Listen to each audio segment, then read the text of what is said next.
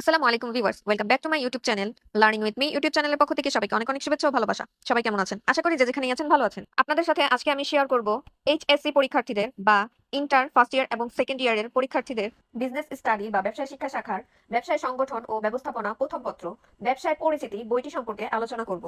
বইটি লিখেছেন মুহাম্মদ খালিকুজ্জামান। বইটির উপরে প্রথমেই কভার পেজে লেখা আছে 2024 সংস্করণ এনসিটিভি কর্তৃক অনুমোদিত সিলেবাস অনুযায়ী প্রণীত এবং অধিক তথ্য ও প্রশ্ন সম্বলিত। তারপর বইটির নাম লেখা আছে এবং রাইটারের নাম লেখা আছে। এরপরে প্রথম পেজটি খুললেই আপনারা দেখতে পারবেন লেখা আছে আসল বই চেনার জন্য বিভিন্ন উপায়। এগুলো আপনারা মনোযোগ দিয়ে পড়ে নেবেন, তাহলে আপনারা আসল বইটি চিনতে পারবেন। আজকে আমি আপনাদের সাথে যে বইটি শেয়ার করব এটি হচ্ছে 2026 পরীক্ষার্থীদের বই। এটি দি যমুনা পাবলিশার্স এর খালিকুজ্জামানের রচিত একটি বই, যেটি কিনা মেইন বই। পরবর্তী পেজটি উল্টালে আমরা দেখতে পারবো বইটির প্রথম প্রকাশ হয়েছিল জুন 2023-এ এবং লাস্ট বা একাদশ সংস্করণ হয়েছে 2024 সালের জুলাই মাসে, এবং বইটির মূল্য লেখা আছে 395 টাকা, যেটা কিনা নিউজ প্রিন্ট পেজে।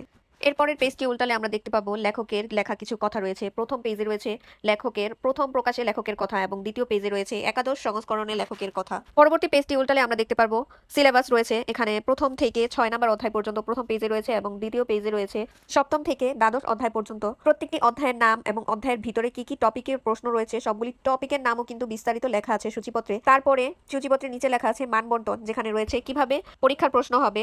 সম্পূর্ণ পরীক্ষার মার্ক থাকবে 100, যার মধ্যে সৃজনশীল থাকবে 11টি, সেখান থেকে 7টি সৃজনশীলের উত্তর দিতে হবে, যেখানে প্রত্যেকটি সৃজনশীলের 10 নাম্বার করে টোটাল 70 নাম্বার, এবং বহু নির্বাচনী প্রশ্ন বা এমসিকিউ থাকবে 30টি, যার প্রতিটির নাম্বার হচ্ছে 1 করে, মোট 30 নাম্বার। তো 70 আর 30 মিলে টোটাল 100 নাম্বারের পরীক্ষা, আর এই 100 নাম্বারের পরীক্ষার জন্য সময় দেওয়া হবে টোটাল 3 ঘন্টা। সৃজনশীলের জন্য 2 ঘন্টা 30 মিনিট এবং এমসিকিউ বা নৈতিকের জন্য 30 মিনিট। এবার আসুন আমি আপনাদেরকে প্রত্যেকটি অধ্যায়ের নাম বলে দিই। প্রথম অধ্যায়ের নাম হলো ব্যবসায়ের মৌলিক ধারণা, দ্বিতীয় অধ্যায়ের নাম ব্যবসায় পরিবেশ, তৃতীয় অধ্যায়ের নাম এক মালিকানা ব্যবসা, চতুর্থ অধ্যায়ের নাম অংশীদারি ব্যবসায়, পঞ্চম অধ্যায়ের নাম যৌথ মূলধনী ব্যবসায়, ষষ্ঠ অধ্যায়ের নাম সমবায় সমিতি, সপ্তম অধ্যায়ের নাম রাষ্ট্রীয় ব্যবসায়, অষ্টম অধ্যায়ের নাম ব্যবসায়ের আইনগত দিক, নবম অধ্যায়ের নাম ব্যবসায়ের সহায়ক সেবা, দশম অধ্যায়ের নাম ব্যবসায় উদ্যোগ, 11 অধ্যায়ের নাম ব্যবসায় তথ্য ও যোগাযোগ প্রযুক্তির ব্যবহার, এবং সর্বশেষ 12 নম্বর অধ্যায়ের নাম ব্যবসায় নৈতিকতা ও সামাজিক দায়বদ্ধতা। আমার এই চ্যানেলটিতে আমি চেষ্টা করি সব ধরনের বইয়ের ডিটেলস জানানোর জন্য। বইয়ের প্রাইস কত, বইটি কোন রাইটারের লেখা বা কোন পাবলিকেশনসের প্রকাশ, বইটিতে কয়টি অধ্যায়, অধ্যায়গুলোর নাম কি কি, এবং কোন অধ্যায়ে থিওরি